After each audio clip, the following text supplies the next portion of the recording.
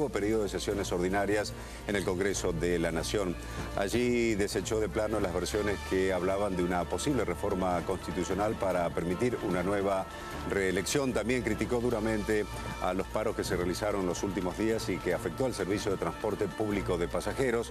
Otro de los anuncios fue la asignación universal por hijo, que se comenzará a dar también a las mujeres embarazadas a partir del tercer mes. Y también durante su discurso, que duró 1 hora 40, hizo una defensa explícita sobre la política económica.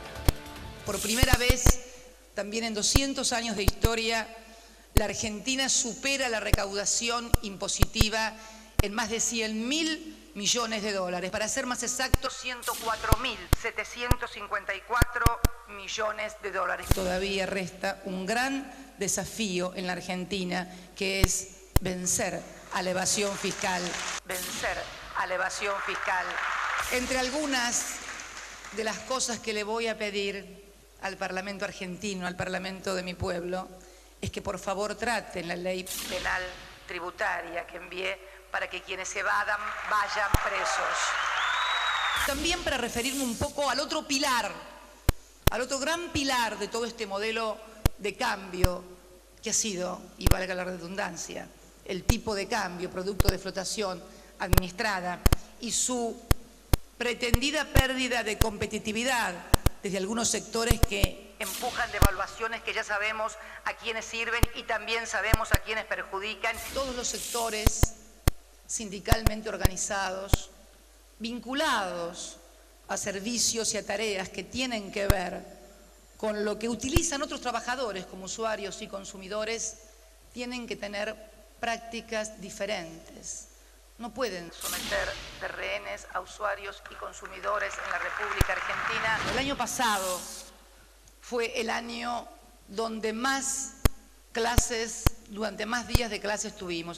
No solamente debemos profundizar este año y cumplir el calendario escolar de los 180 días de clase en todas las provincias argentinas, sino también abordar conjuntamente con el sector docente, actor imprescindible para la discusión de la mejora de la calidad educativa. Pero la seguridad es la seguridad y no debe tener ideología, pero lo que por sobre todas las cosas no debe tener es utilización mediática o publicitaria con fines electorales.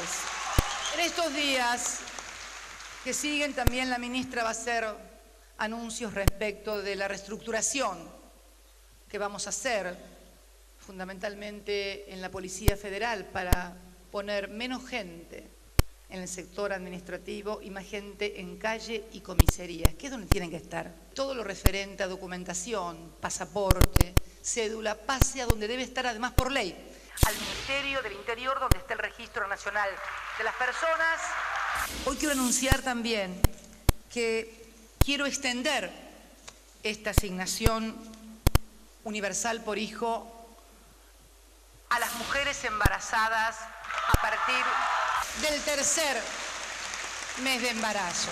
Si no he podido lograr que me aprueben el presupuesto, si soy la primera presidenta sin presupuesto, ¿alguien me puede explicar cómo voy a lograr una reforma constitucional?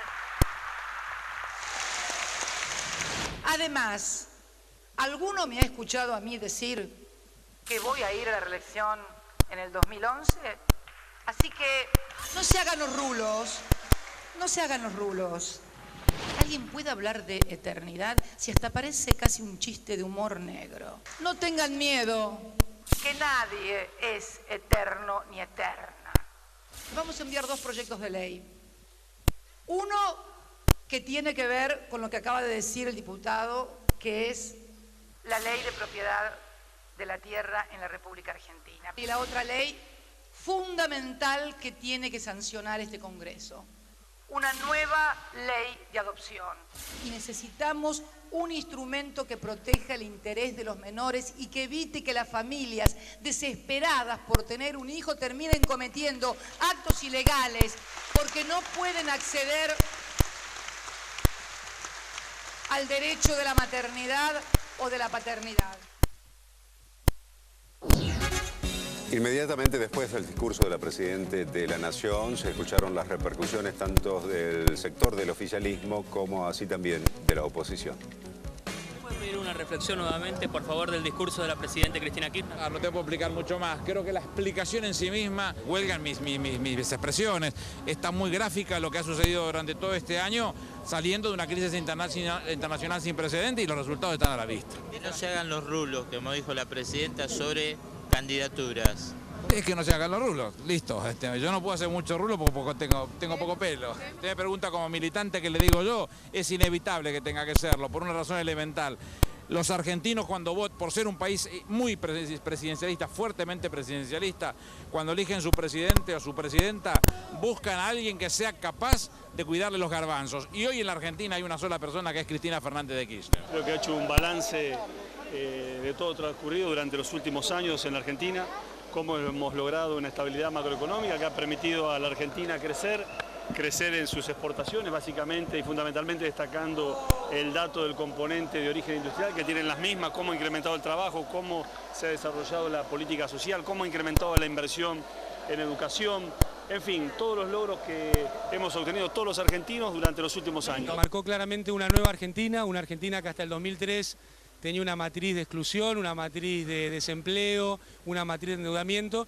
Bueno, entre el 2013 y hoy hemos recorrido un largo camino, ya lo explicó muy claro, y también marcó hacia dónde tenemos que ir. Me parece que fue un discurso contundente en cuanto a lo que la Presidenta llamó las certezas del modelo político, económico y social que está imperando en la Argentina a partir del año 2003, certezas que se encuentran claramente evidenciadas en todo lo que significan los indicadores económicos y sociales que la Presidenta desplegó en gran parte de su discurso con muchísima contundencia. Me parece que es una medida más que contundente y obviamente los anuncios.